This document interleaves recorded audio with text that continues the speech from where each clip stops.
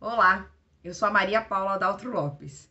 Sou mestre em Direito, sou especialista em Ciências Penais e docência do ensino superior. E desde já agradeço o convite da OAB para que nós possamos conversar um pouco sobre a legítima defesa da honra, analisando a aplicação e o seu conceito. Será que ela é inconstitucional ou não? Aqui nós precisamos tecer alguns comentários com relação à aplicação da legítima defesa da honra. É necessário frisarmos que durante muito tempo, o homem que matasse sua companheira ou namorada encontrava-se uma saída fácil para a absolvição, alegando tal instituto. Durante muito tempo, este argumento ele perdurou como uma chave de sucesso dentro dos tribunais do júri, durante muitos e muitos anos. Só que também nós tivemos um caso recente, em pleno ano de 2000, 2017, aí nós tivemos a aplicação ainda desta tese de legítima defesa da honra. Entretanto, é necessário frisarmos que uma sociedade machista, formada por um conselho de sentença por homens, bem como também um juiz, um promotor e advogados, todos corroboravam para que tivesse sucesso da aplicação desta tese legítima defesa da honra, ou seja, legitimava a possibilidade do homem limpar a sua honra derramando o sangue de uma mulher. A tese de legítima defesa da honra, ela surge no tribunal do júri porque advogados ardilosos se valiam-se deste argumento para justificar o crime, mas também era possível porque o ordenamento jurídico da época abria espaço para que nós tivéssemos uma interpretação sobre o assunto. Então não era só a tática dos argumentos utilizados no tribunal do júri, mas também a possibilidade de nós termos o que? Os ordenamentos direcionados. Nós tínhamos um Código Criminal de 1890 que trazia um entendimento, uma compreensão para tal assunto, e depois um Código Civil de 1916 que ainda mais traduzia a mulher como um objeto, como uma possibilidade, uma possível propriedade do homem, né? Obviamente que esta tese, ela transferia a responsabilidade para a vítima. A vítima se tornava responsável pela sua própria morte, né? A missão da impunidade ou a diminuição de uma pena era a garantia da aplicação dessa tese de legítima defesa da honra. O fato é de que, por muito tempo, a honra da mulher se mesclou do cônjuge, né? E não havia igualdade dos gêneros. A partir só de 88 nós tivemos essa igualdade e a própria apresentação da mulher como sendo possuidor de direitos, né? Sendo possuidor de manejar a sua vida, né? Enquanto existia a tolerância da conduta do homem, a mulher só existia a reprovação e a sua condenação. Então abriu-se um espaço para que nós tivéssemos a possibilidade desta tese ter o seu sucesso dentro dos tribunais do júri. Então vejam que não é somente os argumentos trazidos por parte dos defensores, mas também o próprio ordenamento jurídico contribuía para que esta tese pudesse ser aplicada, né? É verdade que quando a gente fala da questão da legítima defesa da honra, nos associamos, obviamente, à questão dos crimes passionais. Os crimes passionais merecem sempre uma atenção quando a gente costuma defini-los uma reação daquele que se sente possuidor, proprietário da vítima, né? O homem, não raras vezes, sustenta a mulher e acredita, né, tê-la comprado com esse sentimento de posse.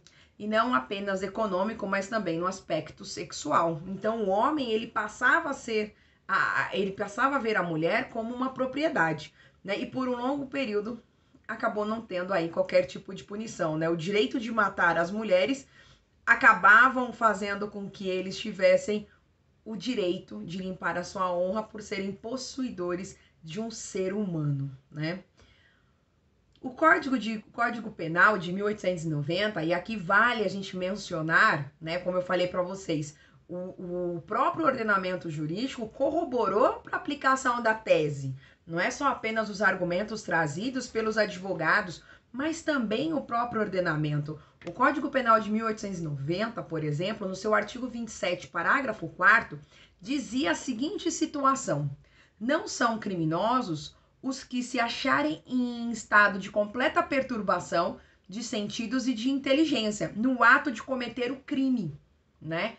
Então, ele dava a abertura para que se tivesse a possibilidade desses indivíduos que estiverem perturbados emocionalmente, da sua inteligência, não serem dados como criminosos. Então imaginem só, se o homem suspeitasse que a mulher estivesse o traindo, ele estaria abalado emocionalmente.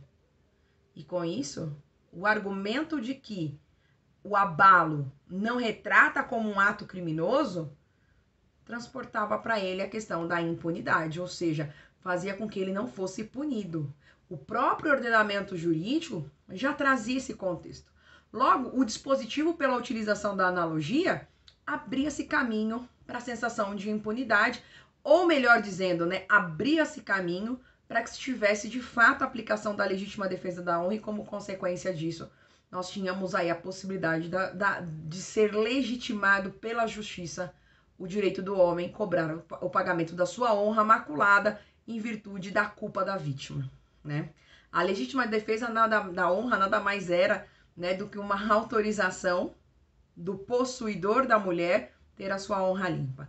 Mas é evidente, pessoal, que a gente sempre tem que lembrar que em momento algum a questão da legítima defesa da honra, ela acaba por trazer dentro do seu contexto a repulsa da injusta agressão. Pelo contrário, quando a gente fala da questão de legítima defesa, a gente sempre tem que lembrar os preceitos que são trazidos lá no artigo 25 do Código Penal, no qual nos retrata, né, repelir injusta agressão atual ou iminente utilizando os meios moderados, né? Essa injusta agressão atual ou iminente não pode ser referendada a uma questão de honra.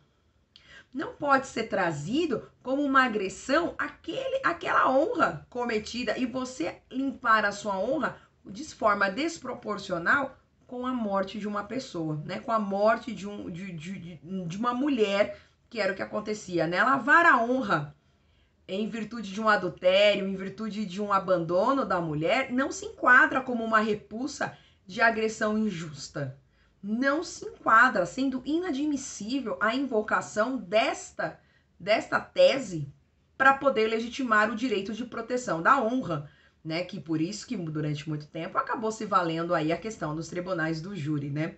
O Código de 1940, ele permanece ainda dentro da sociedade, uma sociedade patriarcal, uma sociedade machista que estava ali sendo vivenciada, ainda permaneceria a ideia da não criminalização. Nós não tínhamos no Código de 1940, no Código Penal, vigente até hoje, né, a menção sobre o ato não criminoso daquele que estivesse com perturbação emocional, né, ou de inteligência. Mas, mesmo diante da sua ausência perante a legislação de forma expressa, ainda reinava o sentimento, ainda reinava a possibilidade e a benevolência da sociedade em corroborar para a aplicação dessa tese de legítima defesa da honra, né?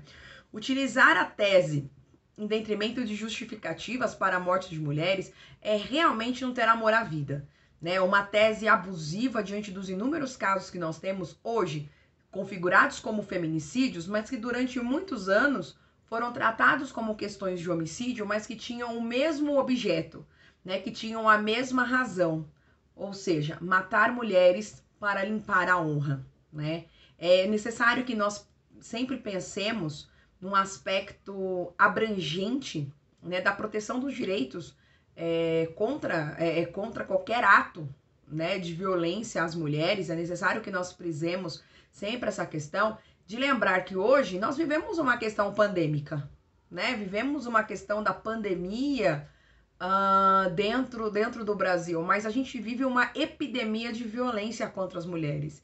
E isso, infelizmente, acaba não sendo retratado, né? O levantamento da inconstitucionalidade com relação à legítima defesa da honra, ela foi um grande salto, um grande direito adquirido pelas mulheres, né? Então, em 2020, por exemplo, nós tivemos um índice estatístico de a cada 1 hora, 5 mulheres foram vítimas de feminicídio, né? E lembrando que a questão do feminicídio está relacionado à posse ainda, à questão da passionalidade, a questão de você não vai ser minha, também não vai ser de mais ninguém.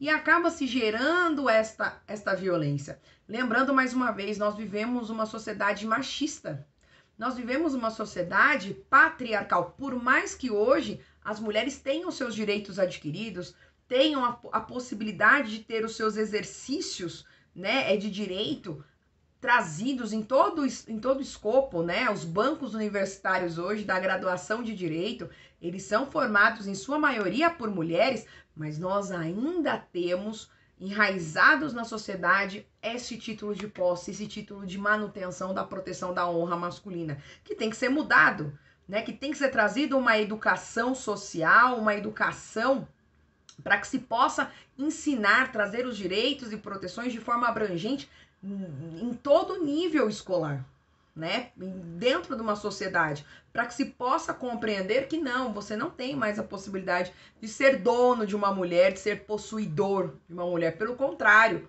né? Você tem a necessidade, sim, de proteger os direitos dela, como ela também proteger os seus direitos, tá?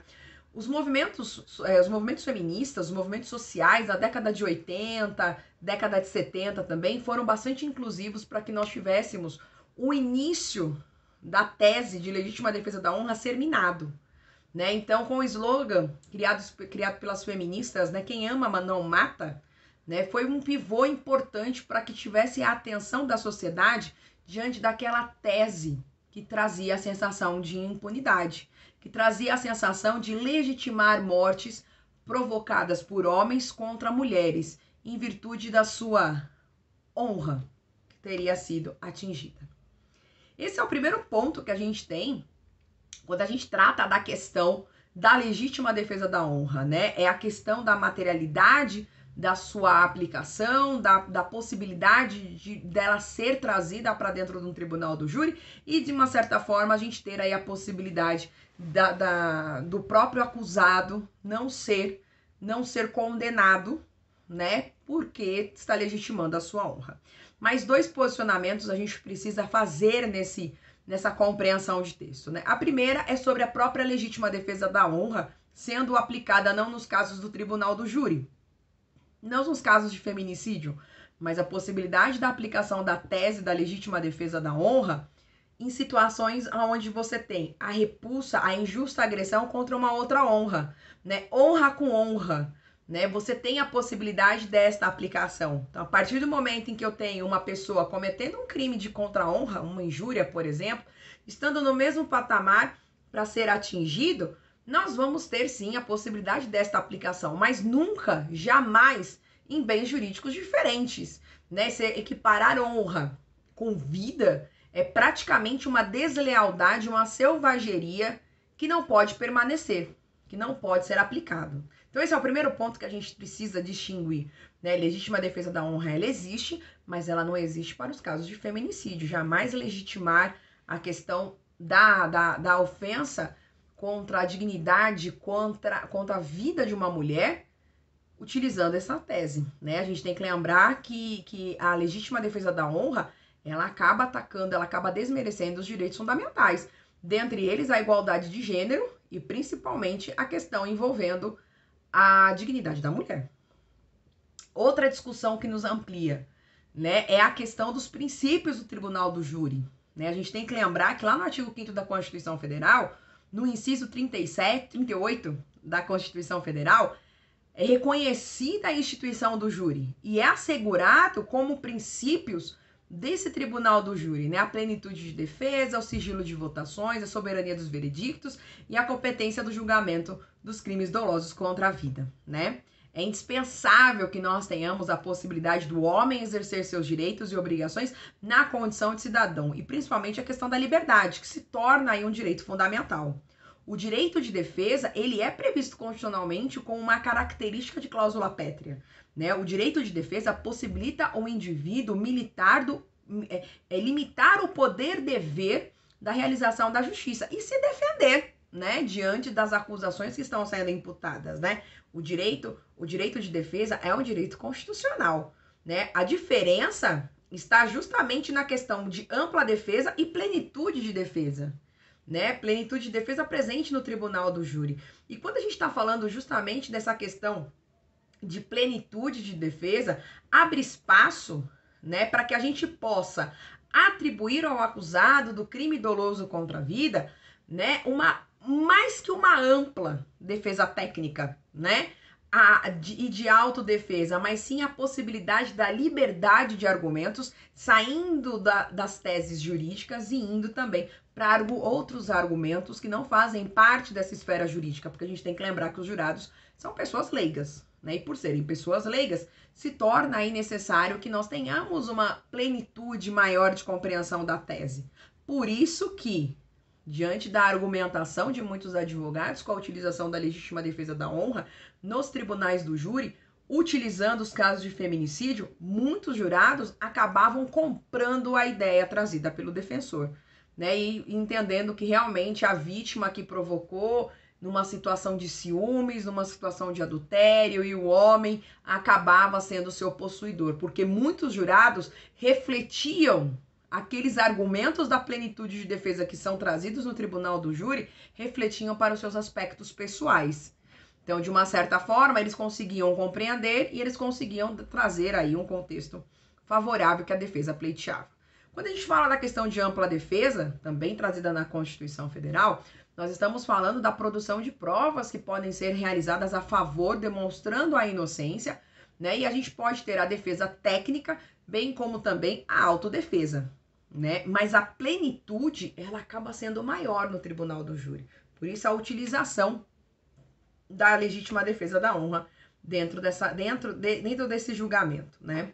E o sigilo de votações, obviamente, é outra característica do tribunal do júri que faz com que nós tenhamos, né, para assegurar uma imparcialidade ou uma independência dos jurados, eles possam proceder com as suas votações diante da liberdade de convicções e a opinião dos jurados, né? Mais uma vez retratando, né, por isso que a plenitude de defesa, utilizando a legítima defesa da honra, fazia com que muitos jurados acabassem votando, se colocando na posição do réu, né? E ainda numa situação de sociedade machista que era vivenciada, continuava tendo essa possibilidade de julgamento, né?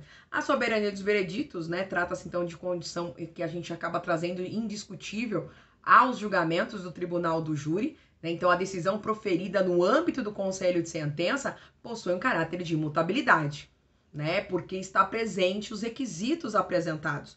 E isso ficou bastante forte quando nós tivemos, em meados do ano passado, né, uma decisão de 2020, né, meio de 2020, a possibilidade do STF manter a decisão proferida pelo Tribunal do Júri, pelo Conselho de Sentença de uma cidade em Minas Gerais, que permitiu a aplicação da legítima defesa da honra num caso de tentativa de feminicídio, né? Entendeu o STF que não havia afronta aos princípios da dignidade da pessoa humana, né? Ou igualdade de gênero, inicialmente, tendo em vista que aquela decisão encontrava-se respaldo na Constituição Federal, não havendo por que alterar tal situação. Mas isso também valeu-se para que nós tivéssemos uma ADPF, Arguição de Descumprimento de Preceito Fundamental, a 779, que acabou surgindo aí para que nós tivéssemos a discussão sobre a questão da aplicação da tese de legítima defesa diante dos tribunais do júri, bem como também nas questões do feminicídio, né? Por quê? Imaginem só, a gente pode não aplicar em São Paulo tal situação, mas não é unânime, né? Cada tribunal tem o seu posicionamento, né? Então, em outras regiões do Brasil, a gente pode ter a aplicação da legítima defesa da honra. Então, a questão da arguição, do descumprimento de preceito fundamental, a ADPF 779, veio justamente para que nós tivéssemos a possibilidade de fazer com que se posicionasse o STF sobre a inconstitucionalidade ou não, e assim ser declarado, né, de forma nacional a sua inaplicabilidade. A decisão impede, né, que advogados sustentem direta ou indiretamente a legítima defesa da honra.